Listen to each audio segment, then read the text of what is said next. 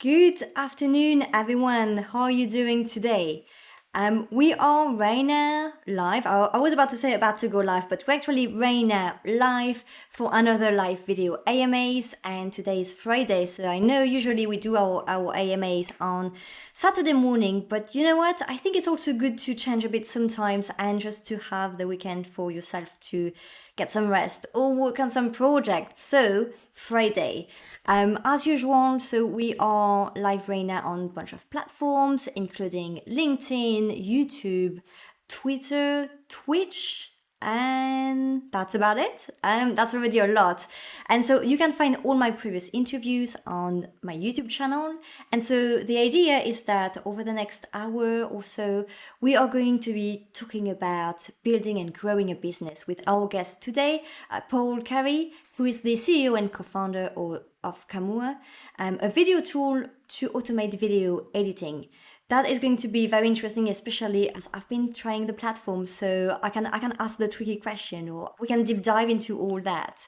I do have my questions ready for Paul as usual, but if you have any questions anytime, or if you just want to say hi, tell us a bit more about what you're doing, feel free to jump into the chat anytime, and that works whatever the platform you're into. And that's it for the housekeeping. Paul, how are you doing today? I'm very well, thanks, Amandine. Thanks for the invitation. Yeah, I'm really glad to have you here. I think we've been in touch for a couple of months now. So, yeah, it's good to eventually have you here. What about we get started straight away and you tell us a bit more about you and Kamua? Sure, thanks. Well, about me, how far back would you like to go? Because Up it to goes you. back a little ways, a few decades anyway. We Good. have No, time. I am originally Irish and a mix of English and German and Jewish. And my family, we've been able to trace some of our family back even 1,000 years to northern France, a place called Rouen, which you may have heard of. Yeah. I was born in Africa. My mother was setting up clinics and working as a nurse in Africa in the 1970s. So I'm a little bit older than maybe most of the people in your in your chats and your Maybe fans. not. Maybe not. We'll see. Most, I'm going to say most is probably accurate. So we lived there for until I was 13. Then we moved to California, and that's why I sound like a Californian. Mhm. And then I have been, since 1999, I've been living in Europe in various countries. I've lived in Italy, and I've lived in Switzerland, and a bit in the UK, and I've spent some time in Romania as well, where we have our technology team. So Kamua is a Hawaiian word. It means the first, and so that's quite convenient. And Kamua is basically a video repurposing tool, but that's how we present it. That's how we talk about it. Repurposing meaning to take something that was originally intended for one use and to change its purpose for another use. So the most obvious example of that is a YouTube video that's horizontal being repurposed for a shorter TikTok video or YouTube Shorts or Instagram Reel or something. We came up with the idea really after building a number of products in the video space, always trying to solve problems around creator accessibility. So giving creators more access to the market, easier access to markets, or better tools with which to get their content out there. So we have a number of other things. I'll be more than happy to talk about the evolution of the product and the technology later on, as I'm sure there'll be some questions around that. But that's me and Kamua in a nutshell. Yeah, that sounds good. Yes, I definitely do have questions about all your features and especially your plan for the future. I have used Camera a few times already, especially to do short clips. So every time I do a live AMA, I follow up a couple of days or a week after with a social media like short clip of the full video, just to share some highlights and also bring more people to watch the full video on the channel, right? Makes sense. So what's your target audience? Is it people using the platform like me for this kind of small use, or is it more like for larger teams, like let's say a communication team, part of a larger group that maybe paid an external team to do for them a video, and then they want to have to be able to use it in different ways. So what's the main audience for that? Yeah, no, great question. So we originally started out, the idea was we wanted to build something that had as much automation built into it as possible. So it wasn't designed to replace video editors or, human video editors. What it's designed to do is to give people who are in the business of promoting content, marketing content, people who really have the responsibility and the pressure for getting content to perform. The goal was to give those people a tool that was essentially based on automation. So kind of like one of the analogies that I use is like a drum machine. If you are a bedroom music producer and you know how to play the piano, you took maybe like 5 years of lessons when you were a kid, and you have a keyboard in your bedroom, but you don't have a drum kit. You can hire a drummer. Sure, you can go to a studio and hire a drummer. That's fine. But most people don't really have that money, and most drummers don't really want to play the kinds of beats that bedroom producers use for, hip hop or let's say EDM. Not a whole lot of drummers out there that want to play EDM. Trust you on that. So, well, I might have a little background in music, but that's a whole nother story.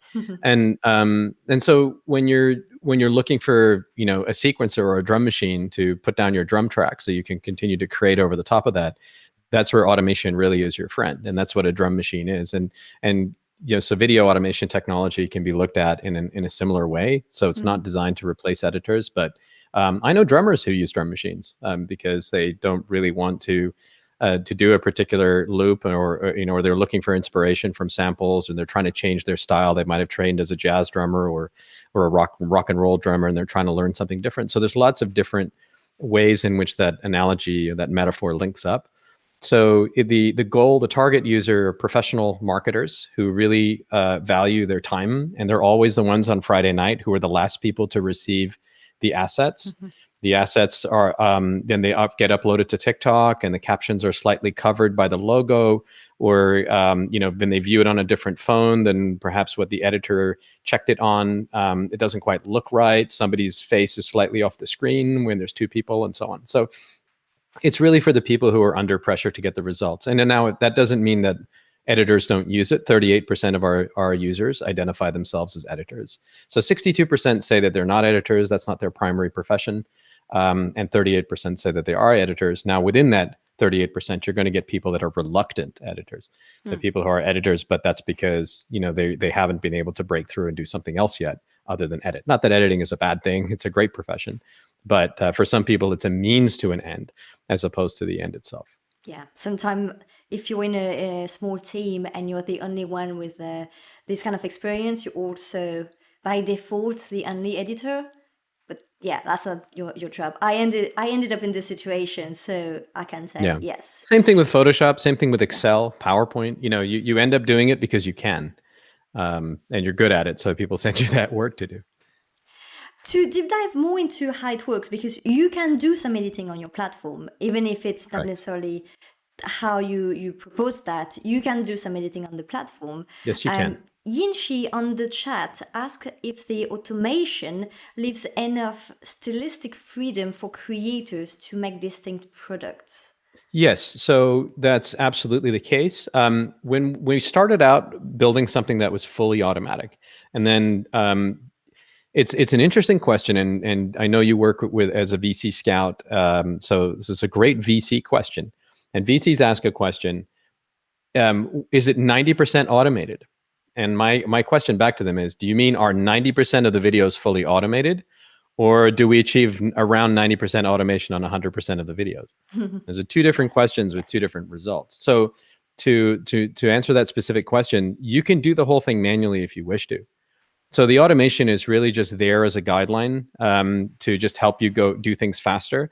And the question you just ask yourself is, would I have done it any differently or better than the AI just did it? If the answer is yes, then you have the tools to do that. If the answer is no, actually the AI has done a perfectly acceptable or even in some cases better job than I would have done, then you accept the result that the AI gives you, and you move on to the most important thing, which is testing it. Does my audience like this? Do I have the captions right so that people who don't speak English as a first language or whatever the video language is can access it? Or people who have hearing loss, can they access it? So maybe that's a different set of priorities that you have, as opposed to, did I crop the person correctly into the frame? Yeah, and as you mentioned, it's not necessarily, it doesn't have to be the primary editing tool. So if you have someone with a very creative vision, they can make that happen and then use your tool, or have someone else on the top part of the team to use your tool for just the repurposing part and adding subtitles and this kind of things. That's right. Absolutely. I mean, you go into any professional kitchen in any, big hotel, 2-star Michelin, even, they have a microwave. And it's not like, if you go to the cordon bleu chef and you say, it's forbidden in your cordon bleu training to use a microwave. It's not. It's a microwave is useful for certain things, much more useful than conventional techniques for that. So every single, great kitchen has and even home kitchen has, most kitchens have a microwave. So use it for what it's good at. Don't expect it to produce a perfect, a dinner. It'll be really good at heating up some things and popping popcorn. And then over time, you'll be able to do more stuff. Like the most advanced microwaves in the world right now, you can like make dim sum in them. So, well, I'd be careful with the analogies with food. I'm French, so I may have some I have standard to when be it comes to careful. food. Yeah. That's true. Okay, we have another interesting question on the chat from Yinshik. He said that he saw the sample video and wonder if the system can cope with two people facing each other speaking across a room, and so an intrinsically wide shot with 2 points of interest, so not vertically stacked. Yeah. When you have two people that are standing on opposite sides of the room and there's dialogue going on, there's a few questions. First of all, are you always trying to focus on the person who's speaking? Is that the most important thing? Or are you looking for reactions? Because somebody may say something very insulting or offensive or extremely surprising. It provokes a reaction in the other person's face. Do you really want the AI to always be looking for the person whose mouth is moving? And what if they're talking really fast over the top of each other? Do you want the AI to jump cut, that meaning not pan at all, so no movement of the camera from the left side to the right side? Or do you want it to pan back and forth? Do you want to introduce whip panning and motion blur? And there's lots of stylistic choices that human editors would do. So AI is not really there yet. That said, we are researching technology that will identify who's speaking. I can't really say more about that. It's the roadmap's a little bit of a secret, but in that regard. But we are working on that so that we can make it easier for podcasts, for example, where people are sitting too far apart to fit in the vertical video, and you don't want to stack them one on top of the other because that's not engaging enough for your audience. So you want to be able to jump back and forth. And for an hour-long video, it's a lot to sit there and just cut and shift the crop box to the other side of the screen and so on. So that automation is in development. It's not as simple as a push button, one size fits all, because you may want to actually capture reactions and not just capture speech. Yes, I completely agree with that. It's interesting because you mentioned not necessarily being like not trying to replace the video editing tool, but still we're in a space that is that has some kind of big actors. And when we think about these kind of tools, you mentioned earlier Photoshop. Well, when I think about video editing, I think about Premiere Pro, and there are a few big names. Is it hard to find its place within the content creation tools, because there's lots of small tools that will help you do something very specific that is quite crowded and really based on trends and hype, and on the other hand you have all these big giants that are already well established. How is it like to find your place in the middle of that?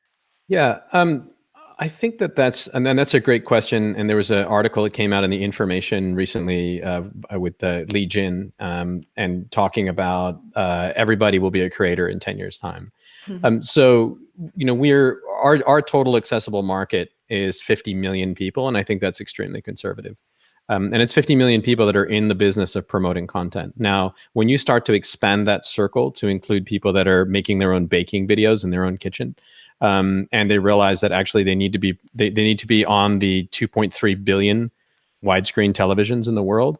There's 2.3 billion widescreen TVs. Logitech's stock price doubled during the pandemic. Logitech makes just peripherals. We're not even talking about LG and Samsung monitors. So it's really it's a bit of an entrepreneurial piece of magic when people tell you that mobile is the only place that eyeballs go. It's not true.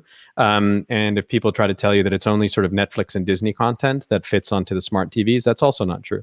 There's always a mix and match.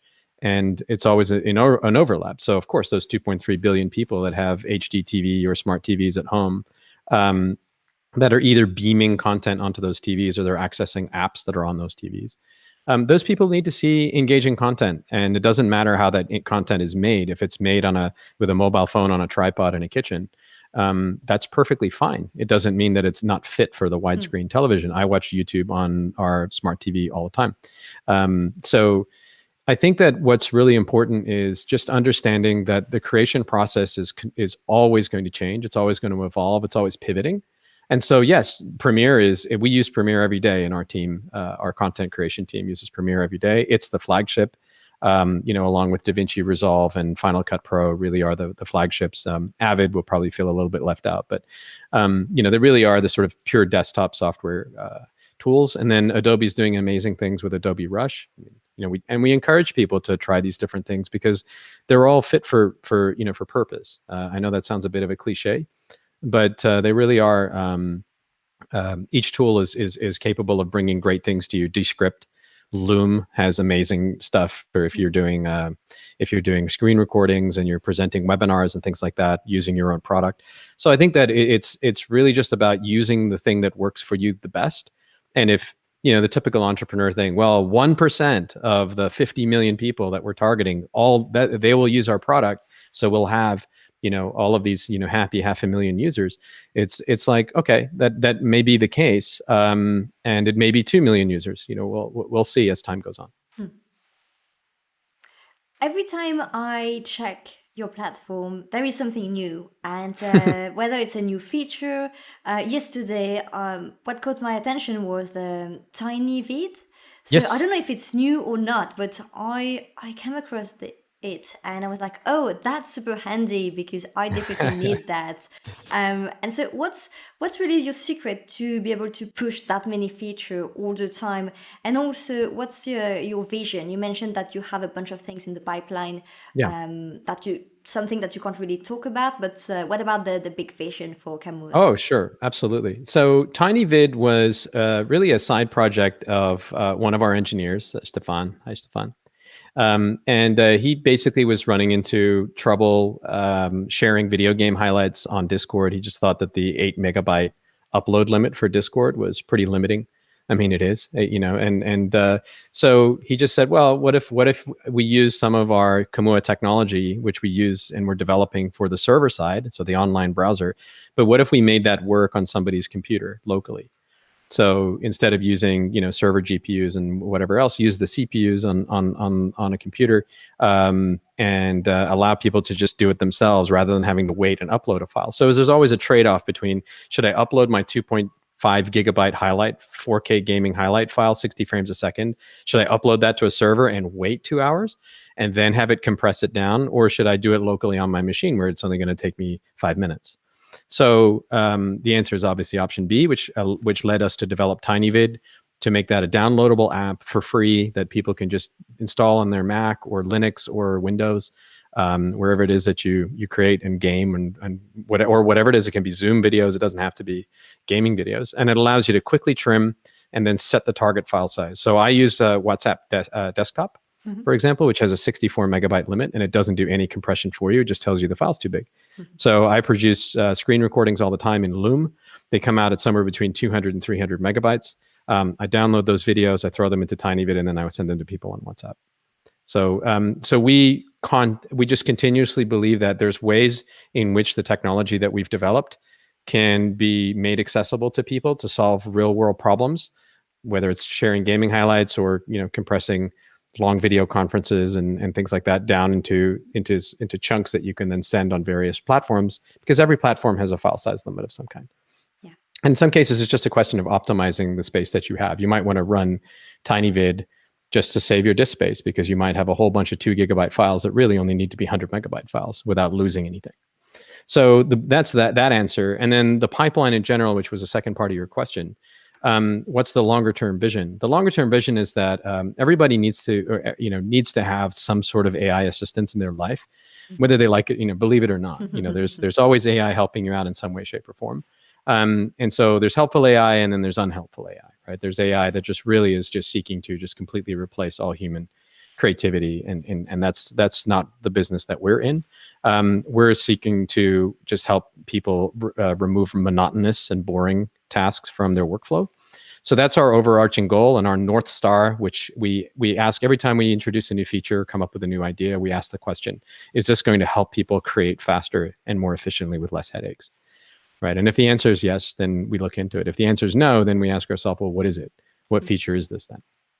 So the longer term vision is even to do things where, I can't really speak too much to it, but it'll be where people have a complete lack of access to any kind of visuals when they're creating content. They have no visuals, and it's not about like, oh, let's go get some stock footage. It's, how can you express your vision if you don't have a camera, or you're not a filmographer, or you're not a DOP, and you don't have access to stock footage, and you don't really think you're that visually creative, but in your mind you have this great idea. How can you take what that great idea you have in your mind and express it in a way that other people can now see your vision? We think that that's really the long-term goal that we want to pursue. Because it's still in line with everything that we're doing, which is making the creative process easier and more accessible. And a number of times I've sat there as a musician in a studio and just wished that people can hear what's in my head, and I just don't have the ability to get it out through the keyboard, because I can't play the drums, and I can't play the guitar, and I can't play the bass. So as technology has improved in that field, I'm able to express my vision, my audio vision, obviously, a lot more effectively because of samples and other things that exist. Digital virtual instruments. So we're going down the same route with our tech. I can't wait for that. And it's funny because the analogy you makes me think about no code tools. That's the same when you're not a developer and you have this idea and you're frustrated. You need to have some help to make it happen, even if you don't have the skills right now to build it from the ground, but you need to have some help, and that's what 100%. the no code tools and this big wave of tools is all about. And so that's exactly what I hear in your analogy right now. That's right. It's no editing. It's like and it's, again, it's not to put people out of work, right? I mean, does Quixel Megascans, for Unreal Engine and all of the sort of pre-rigged puppets and things like that you can get off of for free. You can get fully animated characters and then change their face and change their clothing and all that kind of stuff, and do that for free and drop them into Unreal Engine and so on. And not just Unreal Engine, there's Unity and various others. I mean, these are not putting visual or FX artists and so on out of work, and 3D modelers out of work. This is dramatically increasing the marketplace. And even if you have 10,000 people playing your game or watching your video, it's like that's a drop in the ocean in terms of the accessible global market. And when that global market gets to 7 billion people within the next 10 years, who will be able to access content or play a game on their phone or on a device of some kind, a connected device of some kind, that's a huge market. There's enough to go around for everybody. And as automation takes over more and more manual jobs, we'll need more creative people, and we'll need people to get into the creative process earlier, or actually diverge from the creative process earlier, or meaning, or not diverge earlier, meaning like an 8-year-old, who's super creative but basically told by their parents they need to be an accountant. That we hope that there will be tools in place in a marketplace for that 8-year-old to be creative and to fund the future of their life from a very early age, by having direct access to their own audience. Look at Roblox, for example. Exactly and what how I had that's in changed mind when things. you started talking about games and getting access to younger people. There's so many. I haven't used Roblox, but I've seen so many people, especially younger people, experimenting with it, and it's just fascinating. Well, I am already convinced. I mean, you're preaching already someone convinced, because I'm already building something with AI for games. So exactly what we're trying to do. So yes, I join you 100% here. Yeah, I mean, I read, what you were doing in NPCs, non-player characters, that are just more believable. Yes. It's extremely difficult. You take a game like The Witcher, Witcher 3, or and or Skyrim or something like that, and or Cyberpunk, and just think about just how many thousands of characters are in, Yes. NPCs are in that, and um, how much more compelling the gameplay is when those people behave more real. Yeah. It's And more it's immersive just and it's more crazy fun. the number of people who just try a game and just comment straight away that the bots are dumb. And especially Mm. when the game is still in early access, I feel the pain of the developers, because it's something that is complex. And sometimes you have to bring someone else on board for that, and it's a Yeah, lot of manual work. And depending on the complexity of the game, traditional way of doing this NPCs doesn't necessarily work, right? So yes, absolutely. but I mean, yeah, I mean, you look happy. back, yeah, the stormtroopers from the original Star Wars, right? It's like, they were kind of like bots. And that, and then you look at I don't want to give it away, but for anybody who hasn't seen The Mandalorian, I look at haven't the seen look it, at the so okay, well, I don't say too recommend much. watching it, but look at the evolution and the treatment of stormtroopers. Just as it's gone from these being these bots that can't do anything to, to being just, being those more characters with more depth. Okay. I'll leave it at that. Yes. No spoiler here. Hmm. Okay, getting back to you and what you're doing, you are using, well, AI for the automation, as we mentioned. Usually, software editing is done on device, so you download the software, you have your file locally. But Kamua is all online, so Hmm. I guess there are some advantages, but also limitation and restriction into that. Can you tell us a bit more about 100%. these, and what's using machine learning fits into all that? Hmm. Yeah. Wow. Very complex question with a lot to unpack, Sorry. especially when you throw machine learning into it. Sorry for Um, that. Well, that's yeah. the nerdy me. You don't Sure. have to cover machine learning. No, of course not. No, no, happy to.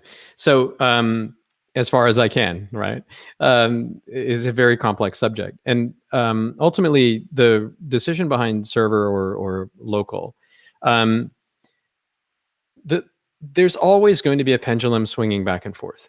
Mac comes out with ARM-based M1 Apple Silicon chips, and they have neural cores that allow you to do certain sort of things that computational tasks that you would be doing on a dedicated GPU, or that really you would have to have a pretty beefy GPU to do, and then that's available now on inside the processor, the CPU itself. So that does change things, and then there's going to be a switch back in the other direction when you have like 5G, in addition to ubiquitous Wi-Fi, which is already pretty widespread. But with the advent of 5G, then there's going to be even more decisions about edge compute, moving things off device. And it's really, again, to use that cliche, fit for purpose, right? You want to use servers for what they're really good at, and you want to use your local device for what it's good at. So it's not a question of like, we have a philosophy that everything has to always be done in the cloud and that's it. It's just for our users being able to access some pretty beefy GPUs directly in the cloud. I think that's an advantage. That's something that is very hard for people. Like today, try to buy a GPU today. I know I'm Ethereum is trying. is moving. Ethereum is moving now to away from a proof of work model, and maybe that will help GPUs become more accessible. But it's actually quite hard to get a hefty GPU and to do all of this sort of stuff that GPUs are good at. And for your audience who doesn't know the difference between a central processing unit and a graphics processing unit, they're just different. They do different mathematical calculations, and some of them more efficiently, one more efficiently than the other, and vice versa. And so when it comes to machine learning, yeah, there's advantages to everything being done in the cloud and being able to capture all of the choices that a human editor is going to make, because that allows them that editor essentially on their own content to train their own robot over time, right? Their own assistant. So you see it every day with Waze. Waze is using machine learning. People who, when you get back in your car and you are driving around and you are using Waze, Waze is using machine learning in addition to using the real-time data of all the ways users who are using it at that particular time, they're going to use machine learning to predict which routes are going to be, open and more fluid versus others.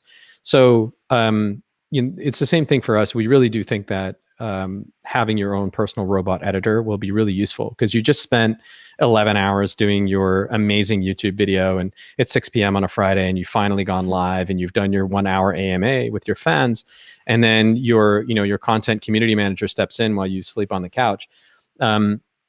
Wouldn't it really be nice that all the TikToks are done for you, and all you need to do is just tweak a few, and your YouTube shorts are done, your Instagram reels, your stories, your IGTV version, your Twitter versions, all that stuff, all the promo content, all the GIFs are done for you. So you really it's just a question then of approving and tweaking, as opposed to going in there and going, right, here we go. Let's make it from scratch. So I think that's where people will realize that AI can be your friend. And that's not even talking about the content generation process. That's just the content repurposing process. Yes. So over time, when it's saying, hey, I've got a really cool photo, now please make this into a movie for me, that's going to be even more helpful. I was checking the chat right now. There are lots of questions. Let's do 'em. Yes, I'm going to try to get into that right now. Starting with Yinchi, who already asked a few questions, but I found these questions interesting about, let me find it again. It was a while ago.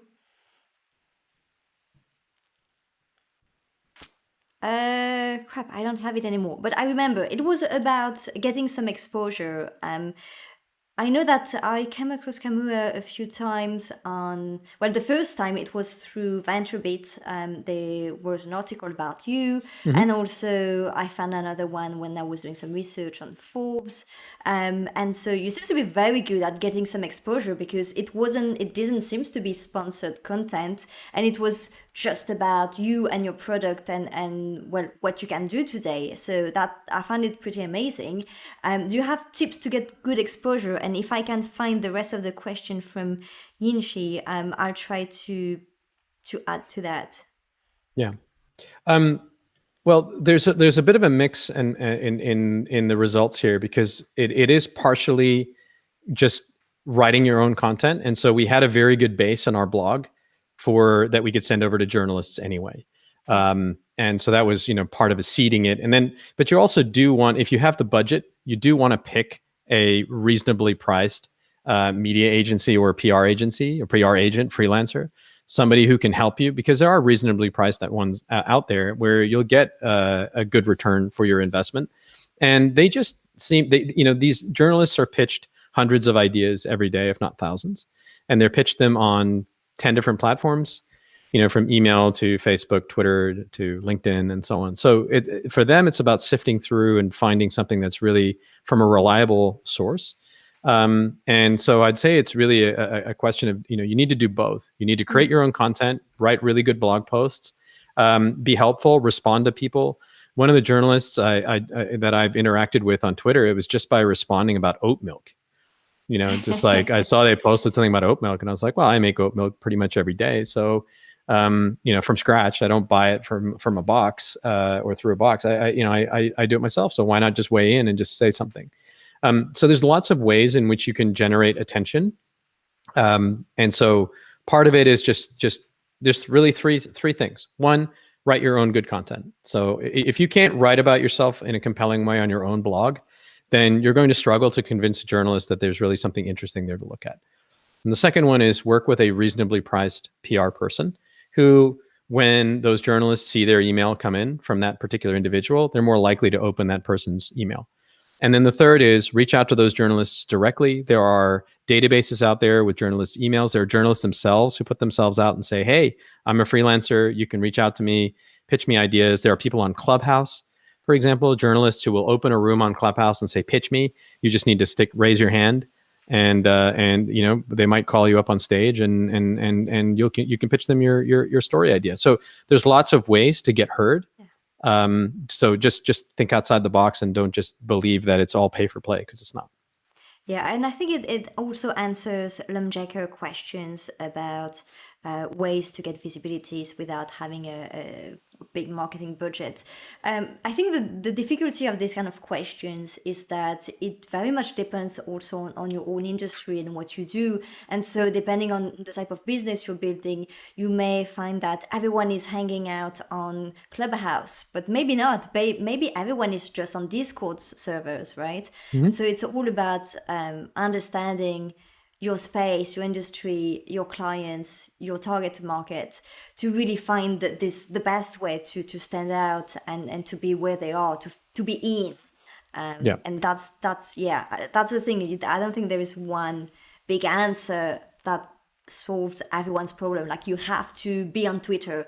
Well, maybe yes, but maybe no, depending on the industry. Completely right.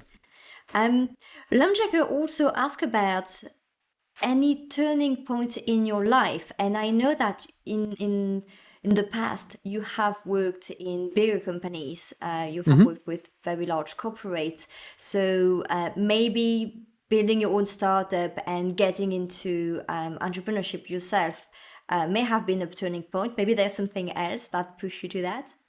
Yeah, I think entrepreneurship, and I really think it's a word that's used way too much. And even though obviously it's borrowed from French, it's funny because in Italian, imprenditore and intraprendente are two different words, and one is like a person who builds businesses, and the other person is a person who takes risks.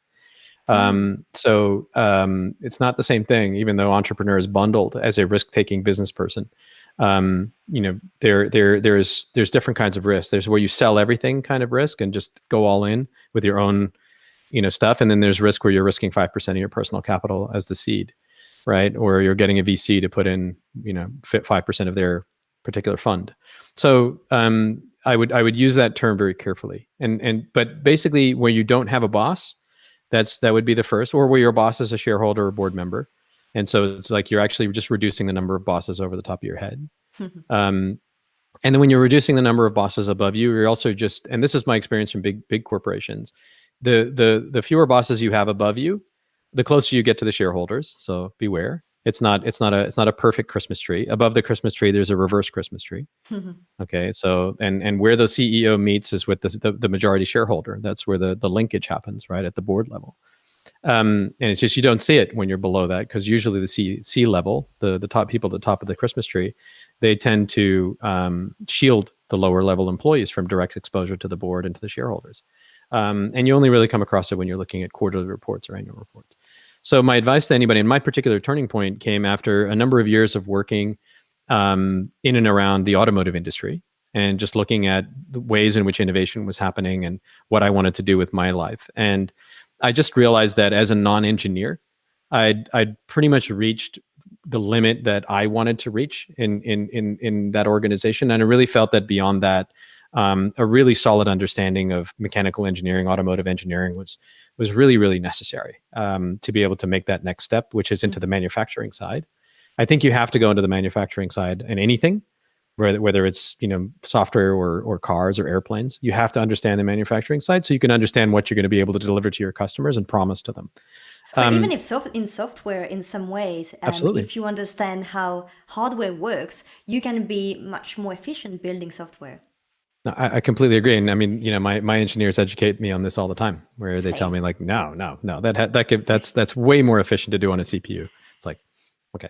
Yeah, it's a constant learning process, and it's great to have people that specialize. And that's one of the wonders of the modern age, is that specialization is no longer geographically limited. You don't have to be in Silicon Valley or Cambridge, Massachusetts, or Oxford to become specialized in something that's cutting edge. So I would put our engineers up on the same level as any one of those geographic locations and any other that has that sort of billing as being top notch. So getting back to the choices, I decided to go to do an MBA, which is kind of not an orthodox choice anymore, for especially in the tech world. Having an MBA, kind of in some cases people don't want to invest in you if you have an MBA, because you know how to build a spreadsheet and a nice PowerPoint presentation. But the benefits of the MBA were was really about learning from the network of people that were there, and the professors. I mean, it's not like you don't learn anything from the professors or anything from the course material. So anybody that tries to sell you on an idea that an MBA is perfect or it's terrible, it's somewhere in between, right? I got 3 times the amount of money from my classmates than I spent on my entire MBA, including travel and accommodation and nights out, right? So it was definitely worth it for me purely on a return on investment side, because I have a whole bunch of stakeholders that were in my business school. But it also helped shape my thinking, and I just came out of it convinced that I was kind of unhirable in a lot of ways. Like I just really felt like I needed to do something that was impactful and in an industry that was growing and growing really fast. And I'd say unhirable because it's like I just kind of wanted to do something where I didn't have to follow somebody else's instructions or orders or however you want to put it. I just felt that this was a period in my life in which I needed to stop telling other people how to run their businesses and actually apply my own advice to my own business. Being unhirable is something I think many founders have in common, especially once they have a taste of entrepreneurship, when they start building something, even just if it's about making their mind that they're going to build this MVP. It's just as soon as you get into this mindset, it's hard to just even imagine being Yeah, part of a team anymore. exactly. I mean, it's like living in an apartment building and you want to play really loud music. If you got neighbors above you and below you and next to you, you're limited. And if you have your own, ranch out in the countryside, play it as loud as you want. You talked also a bit about your team. Can you tell us a bit more about the composition of your team? And also, I think it was Lumjaker who noticed that you are right now hiring for Yeah, position. we are. And so if you're also hiring remotely or just in one location, I think you mentioned some of your dev team is in Romania. Correct. So how does this work in terms of your team? What does it look like? Yeah. In a nutshell, we do the content side of the business is done in the UK, and the engineering side of the business is done in Romania. Bucharest is probably the world leader right now in robotic process automation, with UiPath just going through a 30+ billion IPO. So if the number of engineers in this city, if they weren't interested in automation tech 3 years ago, they're certainly interested in it now. So this is a good place to be, good place to hire. But of course, we will hire people wherever they are in the world if they're really good. So yeah, look us up on LinkedIn, follow Kamua, Kamua, as you can see behind me on LinkedIn, and look at our job postings and apply. So yeah, our engineering, my co-founder Radu is a Bucharest native, and I mentioned Stefan, who was the architect of TinyBit. So we have a senior front-end developer, a junior front-end developer, and a junior back-end developer position open. And preferably Romania, but it doesn't have to be. Remote, certainly for the next 12 months, everybody will be remote. Yeah. I'll make sure to put the link in the video description, at least of your website, so you can Super. find more about these roles. We have also an interesting question from Kyle. By the way, Kyle, it's been a long time. I hope you're doing well. And I definitely want to hear more from you and some updates since we spoke. So Kyle asks, how do you stay motivated to achieve your goals? Just remember what it was like to have a boss and have to put on a suit and tie and go sit in traffic. No, I mean, that's the short answer.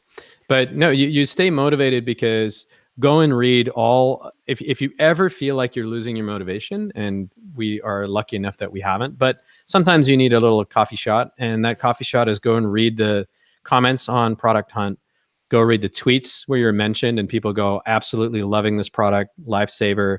Go read the support chat messages. I totally love what you guys are doing, except for this one thing. Please help. The DMs on Twitter, the DMs on LinkedIn, the emails that we get randomly and spontaneously, people guessing my email and sending me stuff in various languages. The people making TikToks with screen shares of our product and just raving over it. And you see 24,000 likes and 400 comments on a TikTok that you don't even know the person. There's no contract. It's not pay for play. It's them being spontaneous. So when you're, solve a problem for somebody, help a person who's got too many shopping bags, carry them across the street and up the stairs. And it's like, that gratitude, then you can amplify that gratitude because your software is a 1 to N software. And so if that's what you're developing is one to N, or you're developing a piece of hardware that can still be one to many. You just think about the problems that you're solving and the people's lives you're changing. And that's where you should focus your attention. You're always going to get people that are knocking you down and telling you that you're bad, and that your software sucks, and whatever, your games are stupid, your characters are dumb. You'll get that. But the motivation really should come from three places. That's the principal place, is solving problems for people, and just take for granted that they're going to be really truly grateful and not just temporarily grateful. The second thing is, what are your alternatives? Do you want to go back to doing something boring if that's what you were doing before? And the third thing is just be thankful that you have a choice. Yes. 85+% of people on this planet don't. They're doing things they don't like and they're not good at, and they have to do it every day. So if you have a choice, just be thankful that you have the choice. I really love these answers, and I think I'm going to try to make sure that I do a clip of that for social media afterwards. Launchjacker also asks about when you first launched your product, did you have to find investment to market the product and hire engineers, or did you do everything on your own? So did you bootstrap the first development and working with your engineers? Did you had to start looking for external investments straight away? And if you could share any story struggles during that time.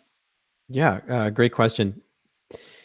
There's two schools of thought about where you get the initial money, right? Do you take your own money? I just made a personal choice that I had to put in as much of my own money as possible, including selling pretty much everything I owned: mountain bikes, road bike, car, I mean, everything, right? Or couches. So you sell stuff that, and actually I found that once I'd sold pretty much everything, I felt really free. It was great to just unburden myself from all of those things that I felt that I had to have. And then I suddenly realized I was perfectly fine with other people's rented, apartment furniture. I was like, oh, I'm fine with this. They've actually made better choices than I did with my purchases. So there's that, right? So don't take for granted that the stuff that you own is permanent, because unless it's like your photo albums of when you were a kid or whatever, like everything is replaceable. And so I decided to do that myself first. So the first 250,000 I put into the business myself. And I was just, I guess, lucky enough to have had the opportunities to earn where I was able to have that amount of money after doing an MBA, and just put it into the company. That's not all one thing. It's not just one check. It's over time. You're paying people to help you build a proof of concept. Get to, and no code is where the game has changed. If, not that if I'd known about no code at the time, or if no code had been sufficiently mature, I would never have hired the people I have. The best thing I did was hire the people I have. So I was kind of forced to, but I might be the lucky person. You might end up working with a lot of really, not so great people early on, and actually spend a lot of money that you shouldn't have spent, just to think because you need to build some kind of app that has to be coded.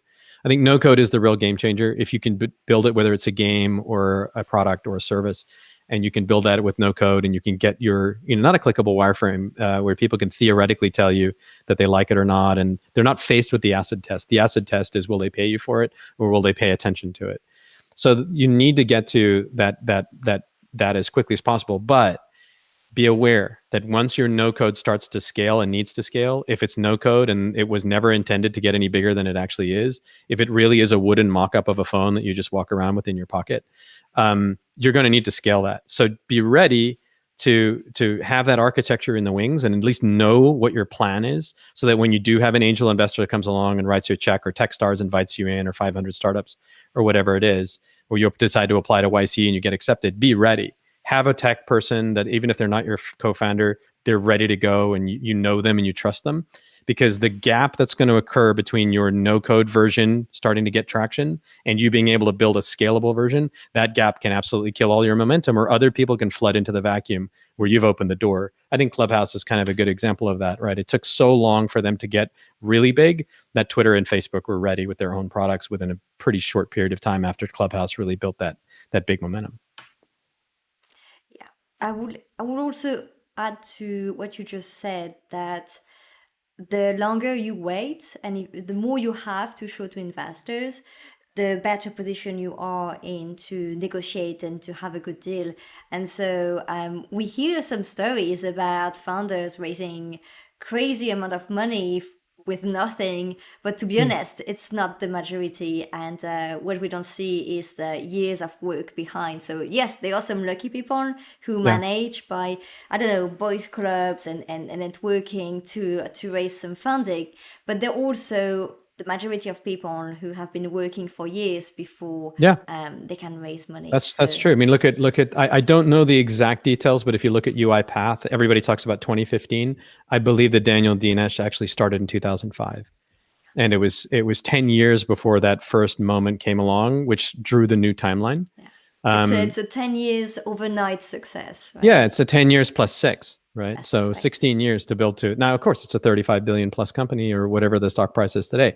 But yeah, I would say that you need to balance it, because if you are really good at expressing a vision, and what the investors are doing is investing in your ability to express a vision and attract people to that vision, that's not necessarily a bad thing if you're doing it honestly, and you're not just going to spend $10 million on an MVP. But some MVPs will require a huge investment. I mean, now let's extend it a little bit to something like biotechnology.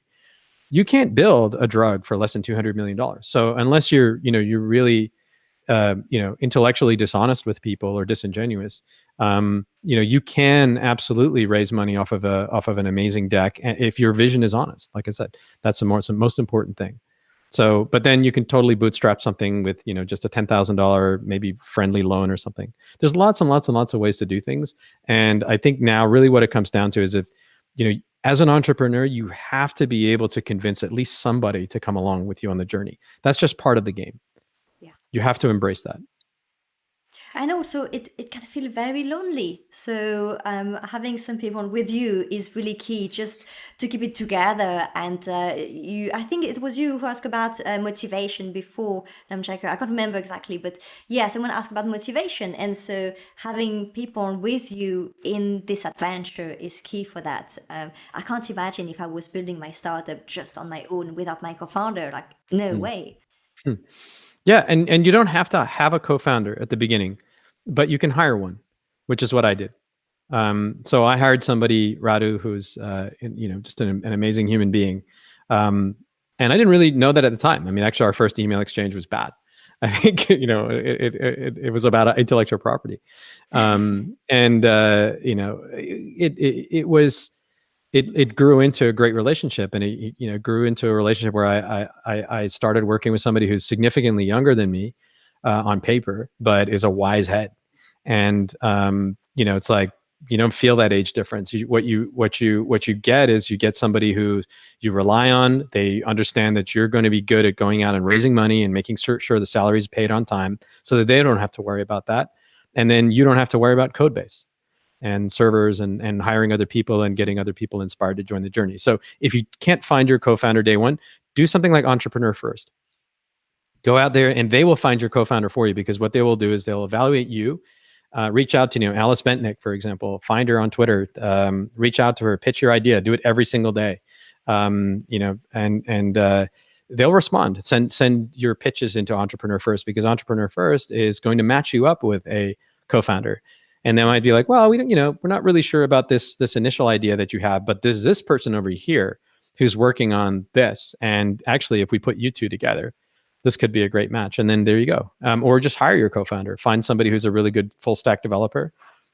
Give them some equity in your business and pay them well, and believe in them. It does work. It does, yes. Yeah. Lumjacker also asked, before we reach the end of our time together, how does it feel when you take risk, invest your time, invest your own money, and then you see all your efforts are paying off and your product is getting success? That's quite positive. I like that. Yeah. Efforts paying off that's a really important insight. It's how you define that. Right. Your efforts paying off. If you've got 20 people that purchase and on week one, and the next week it's only 15, and the week after that it's only 11, and then you're starting to wonder, is this it? Have I exhausted it? Then you should be looking at, well, why did those first 20 people buy?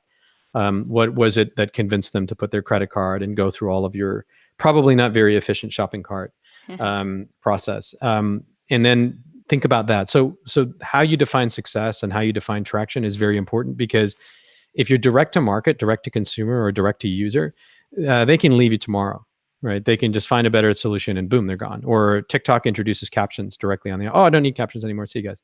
So that can happen, and you shouldn't take it personally. You should look for the comprehensive, problem. Like, look at the big picture of all the problems that you're solving. And the motivation needs to come from, don't be afraid to jump on an email and email those users. I do this all the time. I just email our users straight out of our CRM from my own personal email. And I say, hey, thank you. Can we chat? And then you hear them telling you things, or they actually don't even know how something works in your product, and you tell them, and they're like, oh, wow, this was a game changer. Totally changed, how I see your product now, and I'm going to use it even more. There's lots of ways to stay motivated, and you have to define success and recognize that definition can change from one day to the next. One last question from the chat that we're taking today. Is it risky to reveal our product idea in public before launching the product? It is not, and it is. And because it really just depends on what it is and what the outcome is. So if you've got a really great idea that can be achieved in 10 different ways, somebody else has already come up with that idea. I can guarantee you that. Now, the way in which you solve it may or may not be protectable. And it may or may not be worth protecting, right? Because you might be solving something that in 5 years' time can be solved by every single device on the planet, or it might be 50 years' time or 15 years' time, right? It just really depends. So there's no direct answer, one size fits all answer to that. Really, the answer is like an economist's answer, and that is, it depends. For the most part, revealing what you're doing before you're capable of delivering it is just giving free consulting. You can reveal something when you're capable of delivering it, if you believe that the revealing in and of itself is to your advantage, and that's going to attract more people to you, make them interested in what you're doing. We had this auto reframe tech. We had it 3 years ago, and it's not that we sat on it and didn't make it public to the world. We showed it to people, but in retrospect, we could have shown it to a lot more people and not suffered any consequences whatsoever. Because we didn't tell people how we did it. We just tell people that we could do it. We showed people that we could do it. So yeah, it depends. But I would lean towards a bias for action rather than a bias for preservation and secrecy. It's very interesting what you just said, because I also feel that even sometimes when you're building something very technical, even if you were to say more information about how you actually did it, that doesn't mean that everyone can actually do the same. And so once you have established your database, or once you have your own vision for this specific use case, so reproducing this specifically doesn't necessarily make any sense for anyone exactly. else. I have yet to meet a Kung Fu master that learned by watching Bruce Lee in slow motion. Okay, yes. Yeah. Okay, we are reaching the end of this interview. Thank you so much, Paul. If people want to follow up with you or find more about Kamua or anything, what's the best channel for that? So if you are a LinkedIn person, you can find me on LinkedIn, Paul Robert Cary CARY. Just add me and add a little note as to why you're adding me. I do get a lot of unsolicited requests, but if you say why, I do read them all. I just don't accept everybody.